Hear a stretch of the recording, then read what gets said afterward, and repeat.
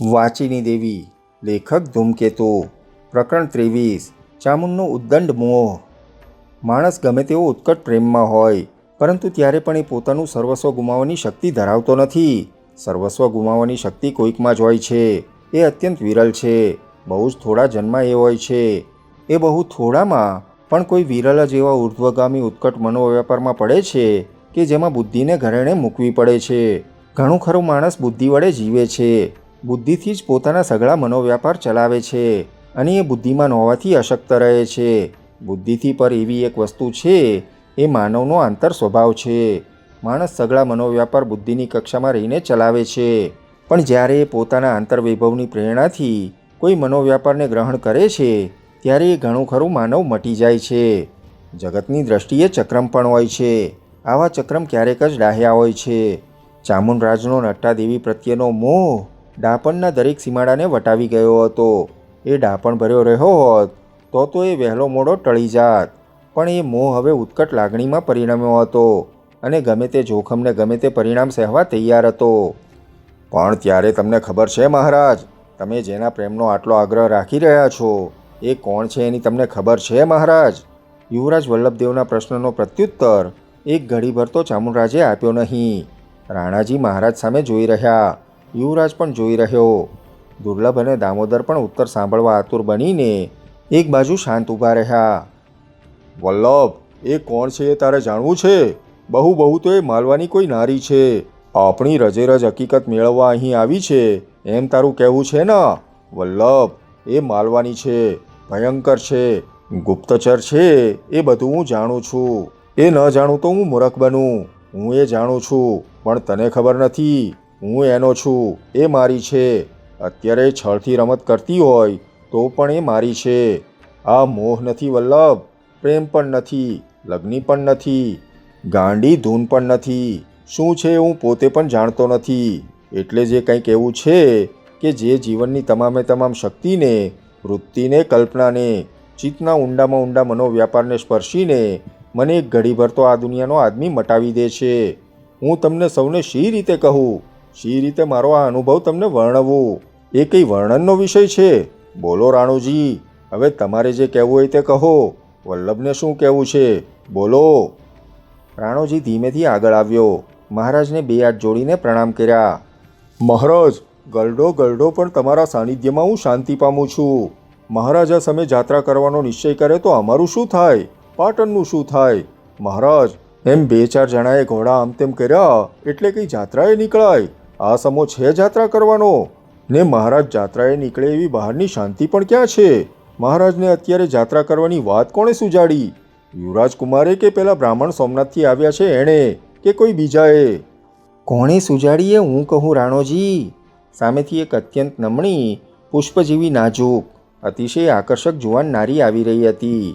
હવાના રજકણ માત્રને જાણે પોતાની મોહકબાનીથી વશ કરી લેતો હોય તેવો એનો મધુર કંઠ સંભળાયો. સૌનું ધ્યાન તે તરફ ગયું. દામોદરના હોઠ ઉપર એક છાનું સ્મિત ફરકીને લુપ્ત થઈ ગયું. દુર્લભરાજ સહેજ શંકાથી દામોદર તરફ જોઈ રહ્યો હતો. દામોદરે તેનો હાથ દાબ્યો. મહારાજ, આ શું છે હું પછી કહીશ. મહારાજથી કાંઈ અજાણ્યું નહીં રહે. ઓહ, તો મહારાજ? રાણાજીએ વાક્ય અધૂરું મૂકી દીધું. ન ઓળખ્યા રાણાજી? નટ્ટાદેવી. હા, રાણાજી વાક્ય ગળી ગયો. એ કોણે સુજાડ્યું છે તે હું કહું રાણાજી? નટ્ટાદેવી પાસે આવતી બોલી. એનો દેહ દીપકના પ્રકાશમાં નાઈ રહ્યો. દામોદરે એની સામે જોયું. પોતાના વિજયમાં ઉન્મત્ત કોઈ મહાશક્તિ હોય એવી એ અડગ, સીધી, મદભરી, રોમરોમમાંથી આકર્ષણ જગાવતી, તેજસ્વી કાંતિભરી, અદ્ભુત મોહિની ધારતી ઊભી હતી. એની આંખમાં કંઈક એવું વશીકરણ હતું કે એની સામે જોવાની અને ન જોવાની એવી બંને ક્રિયામાં દરેકને ભાનપૂર્વક પ્રયત્ન કરવો પડતો. એની માત્ર હાજરી દરેકની નજરને પરવશ કરતી હોય તેમ જાદુભરી અને મોહક બનીને ખંડના તમામે તમામ રજકણને વીજળીક વેગ આપી ગઈ. રાણોજી પોતાની તલવારને અઠંગીને ઊભો હતો. ત્યાં જરાક એના તરફ દ્રષ્ટિપાત કરીને નીચે જોઈ ગયો.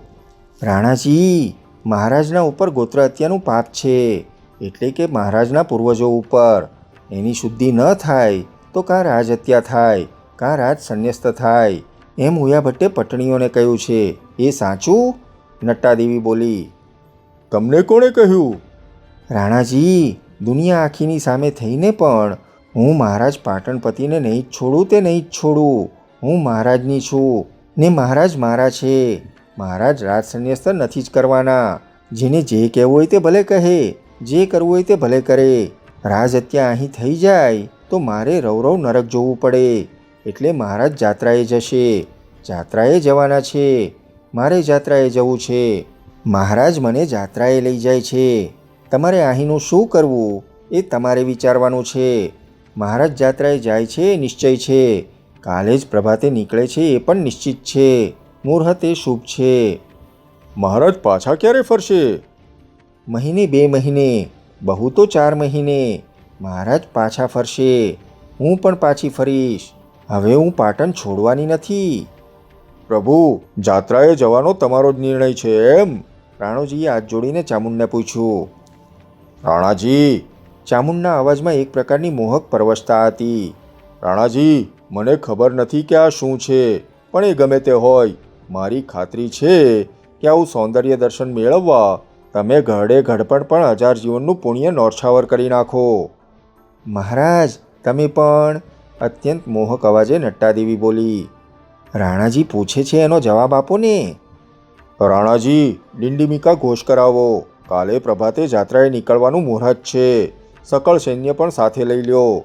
નાગરિકોમાંથી ભલે આવવું હોય તે આવે. ડિંડીમિકને કહીને સૌને ખબર આપી દો. રાણાજી વિચાર કરી રહ્યો. એને ભય હતો કે આ વાત દામોદરે ચલાવી લાગે છે અને એ રીતે પાટણમાં એમને બહાર કાઢ્યા પછી મહારાજનું અપમાન કરવાનો કે પદભ્રષ્ટ કરવાનો સૌનો ઈરાદો છે. એ અનુમાન બરાબર થતું ન હોય એમ લાગ્યું. નટ્ટાદેવી પ્રત્યેનો ચામુંડરાજનો મોહ એ તદ્દન સ્વતંત્ર વાત હતી અને આ જાદુભરી નારીએ પોતે એ વાત ગમે તે હેતુથી કરી હોય. ઘણું કરીને તો મહારાજને આ લાગવગથી દૂર લઈ જવા માટે જ હશે. તો એમાં હવે ફેરફાર કરાવવો અશક્ય જ હતો. એવા પ્રયત્નની વિફળતા એ સમજતો હતો. મહારાજની સાથોસાથ પોતે સૈન્ય સહિત હશે તો પછી બીજા કોઈ ફેરફારની હમણાં શક્યતા નથી. પણ પોતે પાટણ છોડશે તો પણ રણરંગ તો અહીં જ રાખશે. તેણે વધુ ન બોલવામાં ડાપણ જોયું. તેને ખબર હતી કે ચામુંડરાજનો નિશ્ચય નહીં ફરે, કારણ કે એ નિશ્ચય જ ન હતો અને બુદ્ધિની દોરવણી પણ ન હતી. એણે એ જોઈ લીધું. યુવરાજ મહારાજ, ચાલો આપણે ત્યારે મહારાજની ઈચ્છાની સૌને જાણ કરીએ. રાણાજીએ તરત કહ્યું અને તે મહારાજને પ્રણામ કરીને તરત ચાલી નીકળ્યો. એના પગમાં કોઈ નવા નિશ્ચયનો વેગ દામોદરે કળી લીધો. એટલે રાણાજીને વલ્લભરાજ જેવા ગયા કે તરત દામોદરે દુર્લભરાજને આગળ ધકેલ્યો. પ્રભુ, તમે મહારાજની ક્ષમા યાચી સાથે જવાનું ને સૈન્ય સંચરવાનું કામ માગી લો. અત્યારે તક છે, નહીતર પછી તો રાણાજીને બહેનનું ઘર્ષણ જ જોવા મળશે. દુર્લભરાજ આગળ આવીને મહારાજના ચરણમાં પડ્યો. મહારાજ, મને પણ સાથે લ્યો. સૈન્યનું સંચાલન હું કરીશ. મહારાજ પાસે આજ્ઞા લેવા ને રાજમુદ્રા માગવા આવ્યો છું. હા, રાણાજી આવતા બધા ફરી ગયા ને, ત્યારે વાંચીની બિચારી એકલી થઈ ગઈ. હવે એ શું કરશે? તું ભેગો આવજે દુર્લભ. મહારાજ, હું તો રાજમુદ્રા માગું છું. રાણાજી ક્યાં છે? એને બોલાવ. નટ્ટાદેવીની સામે દામોદર જોઈ રહ્યો હતો. દામોદરની વાતનો તાલ એ કળી ગઈ હોય તેમ લાગ્યું.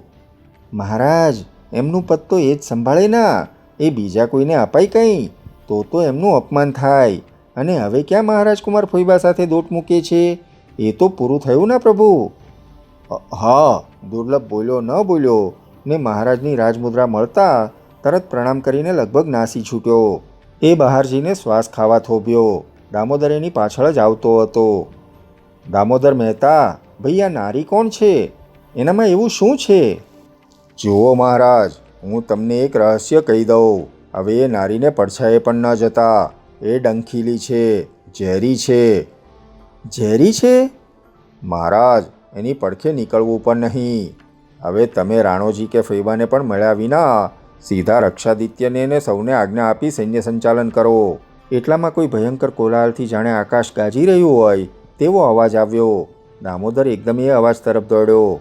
ભીમદેવ સત્વર પોતાના સ્થાન ઉપર આવી ગયો. દુર્લભરાજ ખબર લેવા ઉતાવળે બહાર થયો.